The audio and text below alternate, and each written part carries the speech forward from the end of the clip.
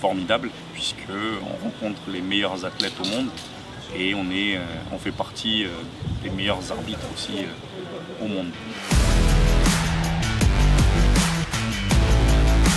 Alors c'est un honneur, une fierté, un challenge, mais c'est aussi une alerte pour moi. Ça veut dire que quelque part, à aujourd'hui, l'arbitrage en Afrique, on doit progresser.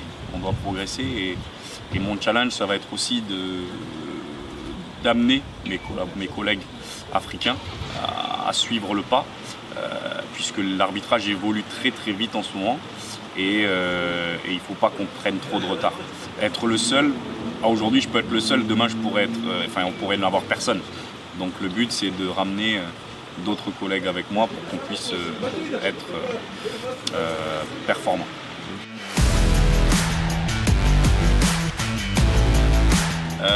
D'être au JO, c'était un objectif. Alors je l'ai atteint, on va dire, assez rapidement, mais la prochaine étape c'est de performer. Quand je dis performer, c'est de passer les quarts de finale. Après j'ai un problème, c'est que même si je suis malgache, je suis aussi français. Et donc naturellement, si la France performe, je suis écarté pour les conflits d'intérêts. Le premier match, c'est toujours difficile parce que c'est un nouvel environnement.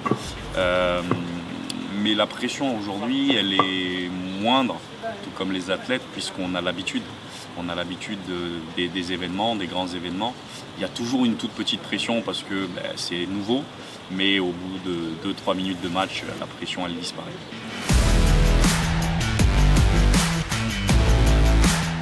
Alors le sentiment que j'ai eu, c'est plutôt un sentiment de fierté, pas de pression, parce que j'étais effectivement le seul Africain.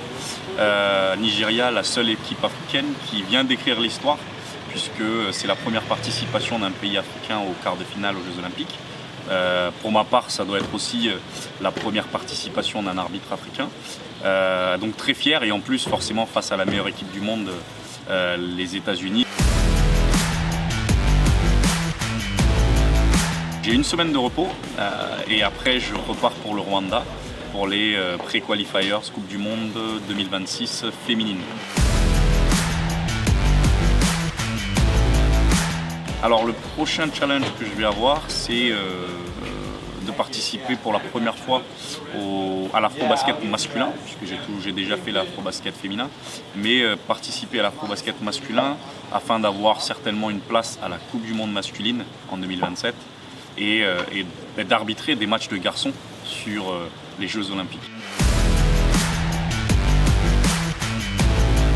Alors le message que j'ai à leur passer, c'est qu'effectivement aujourd'hui je performe, je travaille, je serais ravi d'aider les collègues malgaches et notamment j'invite, c'est la CCA, le comité des arbitres à Madagascar, de travailler ensemble, de collaborer pour pouvoir vraiment mettre en place un cursus de formation qui puisse les amener aussi, tout comme moi, à performer au moins au niveau africain dans un premier temps et pourquoi pas au niveau mondial. L'astuce, c'est le travail.